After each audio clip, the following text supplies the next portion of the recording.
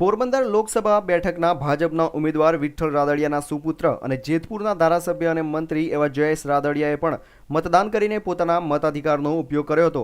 જયેશ રાદડિયાએ મીડિયાને આપેલા નિવેદનમાં જણાવ્યું હતું કે ભાજપનો ચોક્કસ વિજય થશે અને નરેન્દ્ર મોદી જ ભારતના વડાપ્રધાન બનશે તેવો વિશ્વાસ વ્યક્ત કર્યો હતો।